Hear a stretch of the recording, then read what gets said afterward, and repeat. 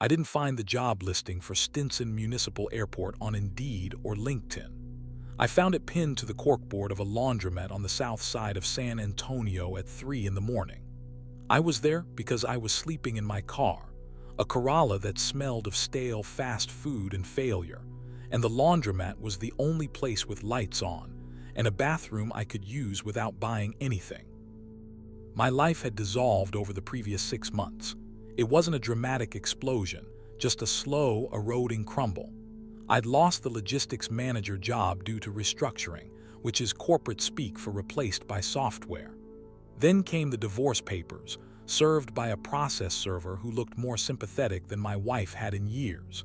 Then came the debt collectors, ringing my phone until I changed the number, then ringing that one too. I was 42, overqualified for retail, underqualified for the new tech world, and desperate enough to consider selling plasma just to put gas in the tank. The flyer was a simple index card, yellowed with age, pushed into the cork with a rusted thumbtack. Night operations coordinator needed. Stinson Municipal Airport, 10:00 p.m. to 6:00 a.m. No experience necessary, must be punctual, must follow instructions. $35 an hour. Apply in person at Admin Building B, Room 104. Ask for Mr. Vance. $35 an hour. That was absurd. That was life-changing money for a night watchman gig. Stinson is the second oldest general aviation airport in the country, a historic spot mostly used for private Cessnas, pilot training, and the occasional police helicopter. It wasn't a major hub. There was no way they were paying that kind of rate for a glorified security guard. But desperate men don't ask questions, they just drive. I drove down Mission Road, the heat of the Texas night pressing against the windows. Even at night, San Antonio holds onto the sun, the asphalt radiating a humid, suffocating warmth. Stinson sits in a quiet part of town, near the river, surrounded by old neighborhoods and cemeteries. When I pulled into the lot, the terminal building looked like a relic from the 1930s, all Art Deco curves and stone, bathed in the orange glow of the sodium floodlights. Admin Building B was a smaller, detached structure near the hangars. The door was unlocked. The hallway smelled of floor wax and something metallic, like copper pennies. Room 104 was at the end of the hall. The door was open. Mr. Vance was sitting behind a metal desk that looked like it had been there since the Korean War. He was a thin man, skin the color of parchment, wearing a suit that was slightly too large for his frame. He didn't look up when I knocked on the doorframe. "Sit," he said. His voice was dry, like dead leaves scraping across concrete. I sat. The chair was hard wood. "You are here for the night shift," he stated. It wasn't a question. "Yes, sir, I saw the flyer." He finally looked at me.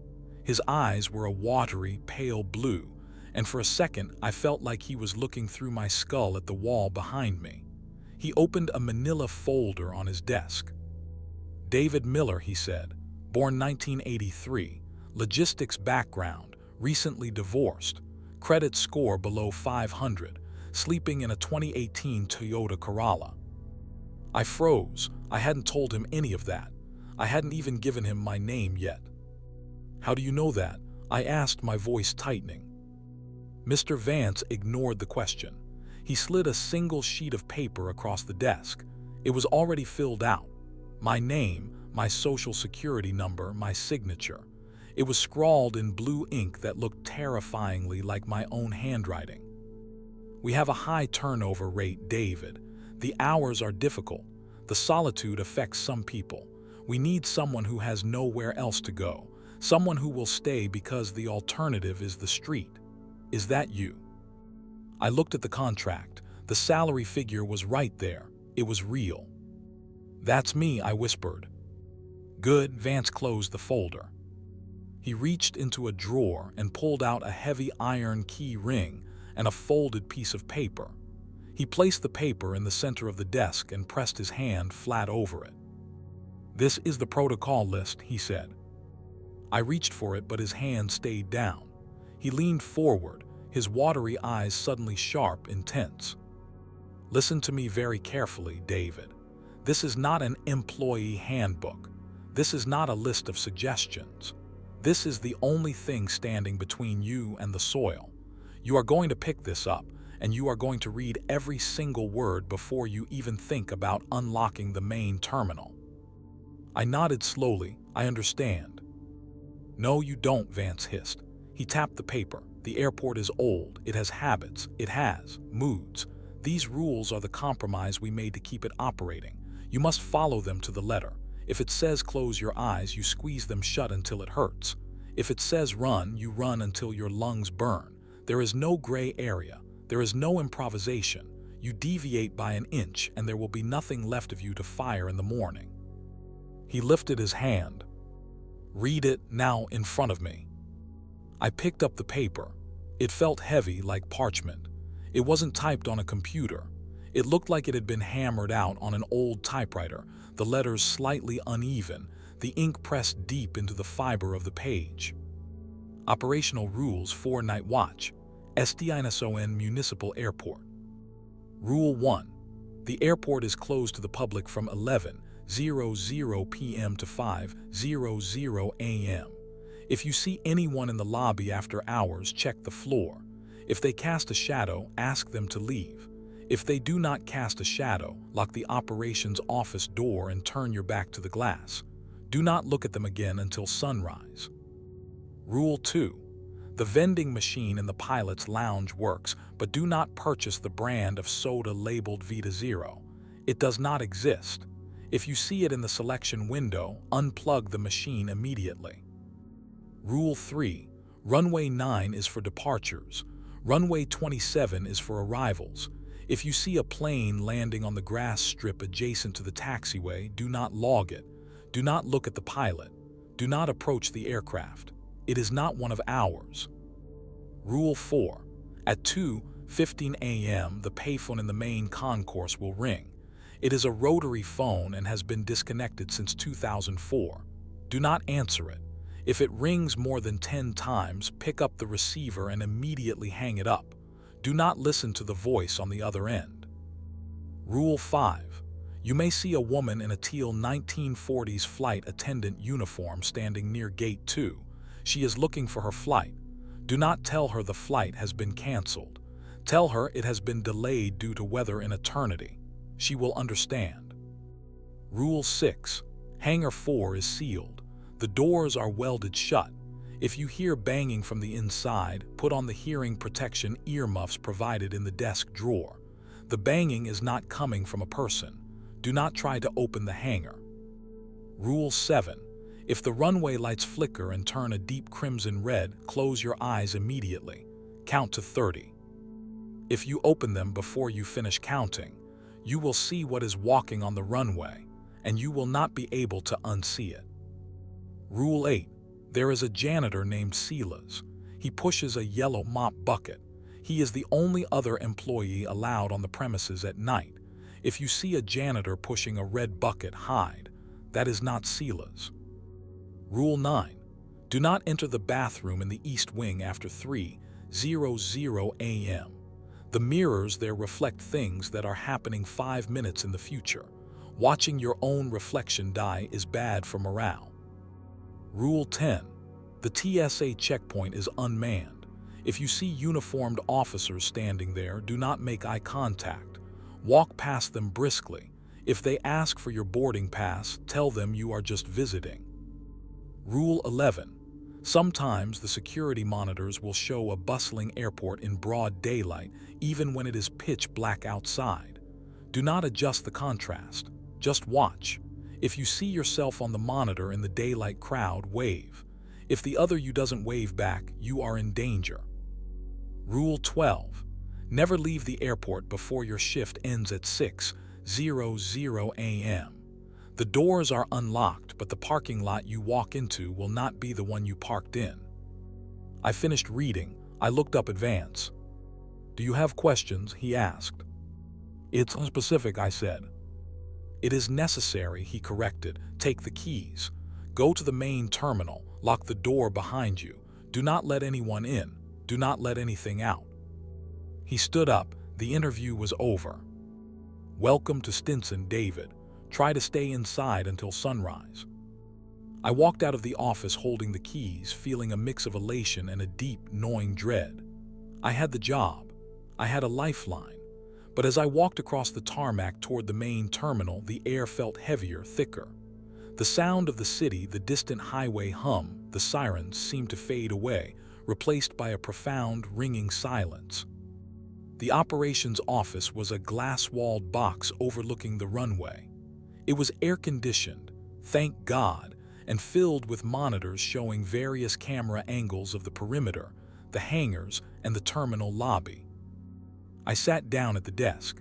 I poured a cup of cold, sludge-like coffee and settled in to watch the monitors. The first 2 hours were boring, just static screens and the occasional jackrabbit darting across the runway. I relaxed. I started calculating my first paycheck, figuring out which debt to pay off first. Then at 12:45 a.m. I saw him. An old man, bent over a mop handle, slowly pushing a yellow bucket across the polished terrazzo floor of the main lobby. He wore a gray uniform that looked 2 sizes too small. Rule 8. There is a janitor named Silas. I decided to introduce myself. I needed human contact to break the silence. I unlocked the office door and walked out into the terminal. The air in the lobby was colder than the office, unnaturally so. "Hey," I called out, my voice echoing too loudly in the vaulted space. "You must be Silas." The old man stopped mopping. He didn't turn around immediately. He finished a slow, deliberate stroke with the mop, then turned. His face was a map of deep wrinkles, his eyes dark and calm. He didn't look surprised to see me. He looked resigned. "New guy," Silas said. His voice was a gravelly rumble. "You read the paper?" "Yeah, I read it," I said. "Vance made me read it in front of him." "Good," Silas nodded. "Vance knows what happens when people skim." He looked at me with a pity that made my stomach turn over. "It ain't a joke, son. You follow the rules, you get your check, you go home. You break them, well, we got plenty of empty lockers in the back." He turned back to his mopping. "What's in hangar 4, Silas?" I asked, trying to keep the tone light. Silas stopped. He gripped the mop handle so hard his knuckles turned white. "We don't talk about hangar 4, and you don't go near it. You hear me? You stay in your glass box." He pushed the bucket away, the wheels squeaking a rhythmic, high-pitched protest. I watched him go. The yellow bucket, okay. At least that part was true. I went back to the office. The uneasiness was starting to creep in, a cold prickle at the base of my neck. I checked the time. 1:15 a.m. I looked at the monitors. Camera 3 showed the vending machine area. I zoomed in. There were the usual sodas. Coke, Sprite, Dr. Pepper. And there, in the slot usually reserved for root beer, was a silver can with jagged red letters. Vita Zero. My mouth went dry. I stared at the grainy screen. Maybe it was a new brand, a local thing. But the rule was so specific. Unplug the machine. I sat there for 10 minutes, debating. If I went down there and unplugged it, I was playing into their game. If I ignored it, well, what was the worst that could happen? It was a soda machine. But the longer I stared at the can on the screen, the more it seemed to vibrate. The static around the can was heavier than on the rest of the image. I remembered Vance's voice. "If you deviate by an inch, there will be nothing left of you." I stood up. I walked down the hallway to the pilot's lounge. It was quiet. The hum of the refrigerator was the only sound. I approached the vending machine. The lights buzzed. The can was there. Up close, the label looked wrong. The letters seemed to shift if I didn't look directly at them. It looked like a language I almost knew but couldn't read. I reached behind the machine and yanked the plug. The lights died. The hum stopped. As the machine powered down, I heard a sound from inside it. Not the mechanical clunk of a soda dropping. It sounded like a sigh. A long, human exhale of disappointment coming from inside the metal box. I backed away, then turned and walked quickly back to the office. I locked the door. Okay, Rule 2 was real. I checked the list again. 2:15 a.m., the payphone. I waited, I watched the clock on the wall. The second hand seemed to move slower than it should. Tick, tick, tick. 2:14 a.m. I stared at the payphone in the lobby through the glass wall of my office. It was an ancient thing, mounted on a wood panel. The cord was cut. I could see the severed end dangling. 2:15 a.m. Ring. The sound was shrill, mechanical, piercing the silence like a drill. My heart hammered against my ribs. It was ringing. A phone with no line was ringing. Ring. Ring. If it rings more than 10 times, pick up the receiver and immediately hang it up. I counted 3, 4, 5. Stop, I whispered, just stop. 6, 7, 8. It wasn't stopping. 9, 10, 11. I scrambled out of the chair. I ran out of the office, my footsteps slapping loud on the tile. The ringing was deafening now, filling the entire terminal. 12. I grabbed the receiver. It was ice cold. I slammed it back onto the cradle immediately. The ringing stopped. Silence rushed back into the room, heavy and oppressive. I kept my hand on the receiver, breathing hard. Why had I done that? Why hadn't I just let it ring? Because the rules said so. And suddenly, the rules were the only Bible I had. I lifted my hand. The receiver was wet, not with water, with a thick, viscous black fluid. It smelled like oil and old blood. I wiped my hand on my pants, gagging, and ran back to the office. I washed my hands in the small sink in the corner, scrubbing until my skin was raw. I sat back down. I was shaking. This wasn't a prank. This was something else. I looked at the monitors. Camera 7 covered the tarmac. I saw a plane. It wasn't parked. It was taxiing, but there were no lights on the runway. The plane itself had no running lights. It was just a dark shape moving against the darker grass. Rule 3. If you see a plane landing on the grass strip, do not log it. I watched it. It was a Piper Cub, old fabric wings. It moved silently, no engine noise. It turned off the taxiway and rolled onto the grass. It came to a stop. The door of the plane opened. I leaned closer to the monitor. A figure stepped out. It was tall, wearing a long coat. It didn't walk like a person. It moved with a jerky, sliding motion, hovering just above the ground. It moved away from the plane, heading toward the perimeter fence. Then the pilot got out. I gasped. The pilot was me. I saw myself, wearing the same uniform I had on now, climb out of that silent plane. The other me looked at the camera. He raised a hand and pointed at the terminal. Then he reached into his pocket, pulled out a gun, and put it to his temple. The monitor cut to static. I fell back in my chair, hyperventilating.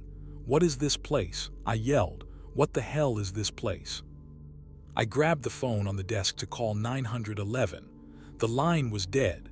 No dial tone, just a low, rhythmic thumping sound like a heartbeat. I slammed the phone down. I needed to leave. To hell with the money, to hell with the debt. I was leaving. I grabbed my keys and headed for the door. Rule 12. Never leave the airport before your shift ends at 6:00 a.m. I stopped with my hand on the doorknob. Screw the rules, I said. I opened the door. The lobby was dark. I walked fast toward the main exit sliding doors. I could see the parking lot through the glass. My car was right there. I stepped through the automatic doors. The heat hit me, but it wasn't the humid heat of San Antonio. It was a dry, scorching blast, like opening an oven. I walked toward my car. The asphalt was soft, sticky. I reached for the door handle of my Corolla. The metal was hot, searing hot. I yanked my hand back. I looked around. The parking lot was empty. No other cars, no streetlights, Just my car, sitting on an endless plain of cracked black asphalt under a sky that had no stars, just a swirling, bruised purple haze. I wasn't in San Antonio anymore. I turned back to the terminal. The building was gone. In its place was a towering wall of black stone stretching up into the purple sky. There was a single door, the sliding glass door I had just come through. I ran back. I threw myself through the door, tumbling onto the cool terrazzo floor of the lobby. I scrambled up and looked back outside. It was the normal parking lot. The streetlights were humming. The San Antonio sky was cloudy and dark. I backed away from the doors. I couldn't leave. The rule was right. The parking lot changes. I was trapped. I retreated to the operations office. I felt like a rat in a maze and the walls were closing in. I had to survive until 6:00 a.m. Just 4 more hours. 3:00 a.m. I avoided looking at the monitors. I avoided looking at the glass reflection. I focused on the desk. Then the PA system crackled to life. Bing bong. Paging Mr. Blackwood. Mr. Blackwood to the white courtesy phone, please. I froze. I remembered the list. Wait, there was no rule about Mr. Blackwood. I checked the paper. Rule 6 was about Hangar 4. Rule 4 was the phone. There was nothing about a PA announcement. But then I flipped the paper over. There was writing on the back, scrawled in pencil, faint and shaky. Rule 13. The PA system is the voice of the hunger. Do not acknowledge your name. But if it calls for Mr. Blackwood, hide. He is coming to collect. Mr. Blackwood, your party is waiting at the security checkpoint. I heard heavy footsteps in the hallway. Boom, boom, boom. They were coming from the TSA checkpoint. I looked at Rule 10. Do not make eye contact with TSA officers. But this wasn't an officer. The footsteps were too heavy. I killed the lights in the office. I crouched under the desk, pulling the chair in tight. The footsteps stopped right outside the glass door of the office. I held my breath. I could smell something rotting, meat left out in the sun too long. A shadow fell across the floor, a massive, misshapen silhouette. It stood there for an eternity. I could hear heavy, wet breathing. David, a voice whispered. It sounded like grinding stones. I know you're in there. Your debt is unpaid. I squeezed my eyes shut. I thought about my ex-wife. I thought about the house we used to have. I thought about anything but the thing standing 3 feet away from me. The door handle jiggled. It was locked, but the lock was flimsy. The handle turned. The metal groaned. Then I heard a mop bucket squeak. Hey, Silas's voice rang out. You're in a restricted area. Get moving. The heavy breathing stopped. The shadow shifted. He is marked, the voice growled. He's on shift, Silas replied, his voice calm, steady. Shift ends at 6. You know the compact. Get back to the hangar. There was a low hiss, then the sound of retreating footsteps. Heavy, lumbering steps that faded down the corridor. I stayed under the desk for another 10 minutes. Then there was a gentle tap on the glass. You can come out now, son. I crawled out. Silas was standing there, leaning on his mop. He looked tired, more tired than any human being should look. What was that? I asked, my voice trembling. That was a breach, Silas said. You broke a rule. I tried to leave. Silas nodded slowly. Rule 12. They sense when you try to run, it makes you smell like prey. He reached into his pocket and pulled out a flask. He took a swig and offered it to me. I took it. It was cheap whiskey, burning all the way down. Why are you here, Silas? I asked. How do you do this every night? I've been here since '74, he said. Came here just like you. Broke, nowhere to go. I broke a rule my first week. Rule 9, looked in the mirror too long. What happened? I saw how I die, Silas said softly, and I saw that I don't die outside this fence. If I leave, the years catch up.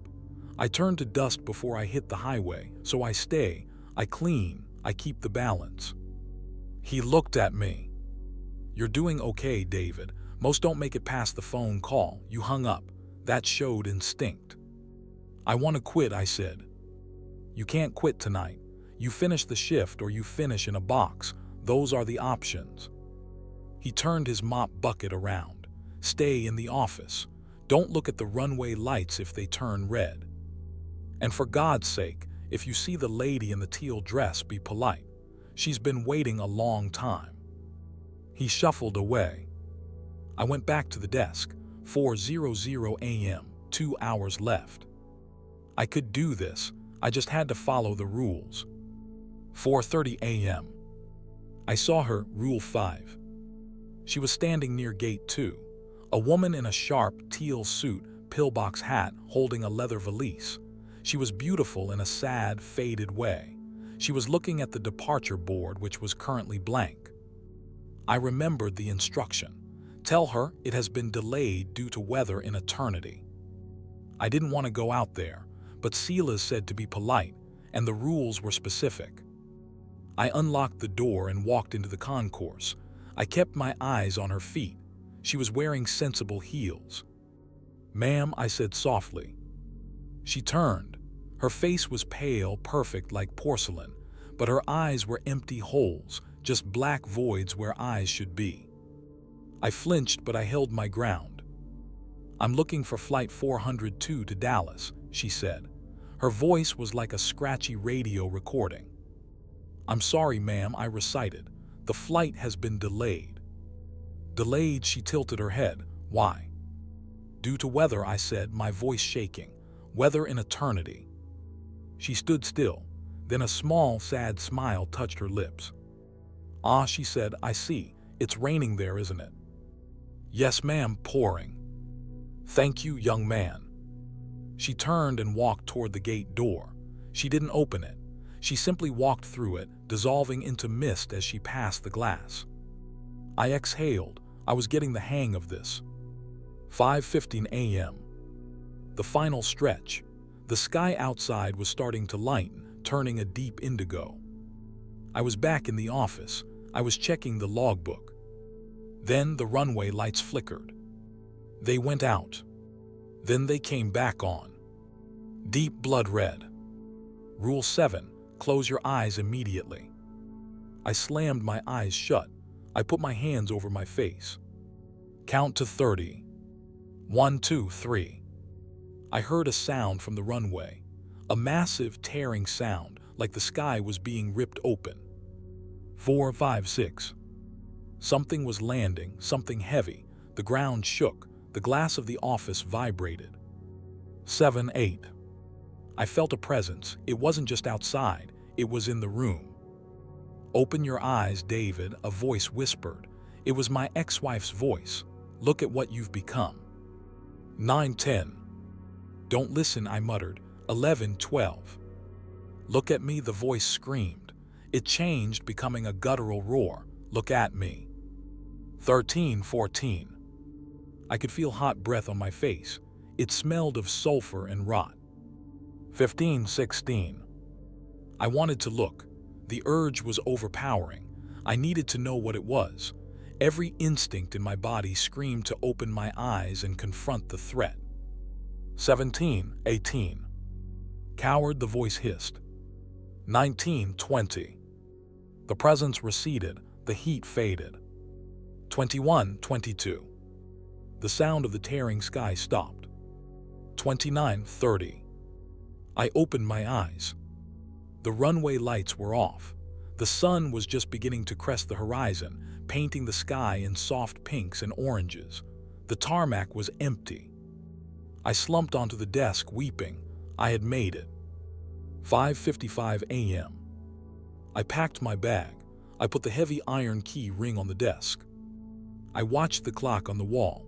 The second hand swept past the 12. 5:58. 5:59. 6:00 a.m. The sun didn't burst through the windows. It just sort of bled into the sky, turning the black outside to a bruised purple, then a hazy gray. The runway lights extinguished themselves with a unified, audible click.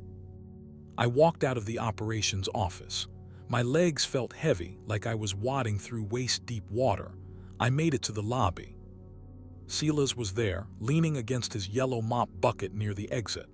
He was looking at me, his eyes sad and watery. "You made it," he said. It wasn't a congratulation, it sounded like an apology. "I made it," I replied. "I'm going home, Silas." "Mr. Vance wants to see you," Silas said. He pointed a crooked finger toward Admin Building B. "Before you leave. Room 104. I nodded. I was exhausted, but I wanted my check. I wanted to know when I would get paid so I could buy food that wasn't from a gas station. I walked out into the morning heat. The humidity wrapped around me instantly, sticky and real. I walked to the admin building. The door to room 104 was open. Mr. Vance was sitting at the same metal desk, in the same suit, looking as if he hadn't moved an inch since I left him 8 hours ago. But the desk wasn't empty this time. Sitting in the center of the desk was a black leather duffel bag. It was unzipped. I stopped in the doorway. "Come in, David," Vance said. His voice was stronger now, less like dry leaves, more like grinding gears. I stepped inside. I looked at the bag. It was filled with cash, stacks of $100 bills wrapped in paper bands. It was thick, deep. I did the math in my head instantly. 50,000, 80,000. It was more money than I had ever seen in my life. It was enough to pay off my debts, enough to buy a new car, enough to get an apartment, start over, maybe even move to a different state. "Your compensation," Vance said. "For one night?" I asked. "For the night and for your resignation." Vance folded his hands on the desk. "Here is the offer, David. You take the bag. You walk out that door. You get in your car, you drive away, and you never come back to Stinson Municipal Airport. You forget you were here. You forget the rules. You forget the lady in the teal dress. You take the money and you go live your life." I stared at the money. It was freedom. It was a restart button. "And if I don't?" Vance smiled. It was a thin, terrible smile that didn't reach his eyes. "Or you come back tonight. Same shift, permanent position. I will double your hourly rate. You will be the night operations manager. You will have security. You will have a place here, forever." I looked at the bag. I imagined picking it up. I imagined the weight of it. I imagined walking into the bank and paying off the creditors. But then I thought about the silence of the terminal at 3:00 a.m. I thought about the way the shadows stretched across the floor, long and impossible. I thought about the red runway lights and the thing that lived in the dark above them. I thought about the adrenaline, the fear, and the strange, electric sense of importance I had felt watching the monitors. Out there in the world, I was a failure. I was a divorced, broke, middle-aged man sleeping in a Corolla. I was invisible. In here, I was the guardian. I was the one who answered the phone. I was the one who knew the rules. The money looked like paper, just paper. It felt temporary. The airport felt eternal. I reached out. I didn't take the bag. I zipped it shut. I pushed the bag across the desk toward Vance. "I'll see you at 10, Mr. Vance," I said. Vance didn't look surprised. He looked satisfied. He opened his drawer and took out a new badge. It was heavy metal with my name engraved on it. "David Miller, night manager." "Welcome home, Mr. Miller," he said. I walked out of the office. I walked past Silas on my way to the car. The old man looked at my empty hands, then up at my face. He shook his head, a slow, mournful movement. "Damn fool," he whispered. "You could have run." "I have a job to do, Silas," I said. That was 6 months ago. I don't see Silas anymore. I found his bucket in the middle of the hallway 3 weeks ago, overturned. A pile of gray dust was next to it, smelling faintly of ozone and old blood. A gray uniform was folded neatly on top of the dust. I think he finally broke a rule, or maybe he just decided he was tired of the game. There's a new janitor now, a kid named Leo. He looks terrified. I try to help him, but I can't say too much. That's not how it works. He has to learn the rhythm on his own. I'm writing this down because I found a new rule on the list tonight. It wasn't there when I started. It appeared at the bottom of the page in fresh, wet ink, right after I put on my new badge. Rule 14. When the night manager rejects the exit, the assimilation is complete. The airport does not hire employees, it collects tenants.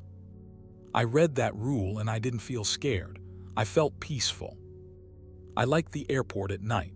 I like the way the shadows move. I like the way the lady in the teal dress smiles at me now. She knows my name. She asked me if I wanted to fly with her next time. I told her maybe soon. If you're reading this and you see a flyer for a night shift job at Stinson, don't take it. Or do, we could use the help. Leo isn't going to last long. He looked in the mirror in the East Wing last night. I saw him crying in the break room. The payphone is ringing again. It's been ringing for 5 minutes. I think I'm going to answer it this time. I think it's for me. After all, I'm management now.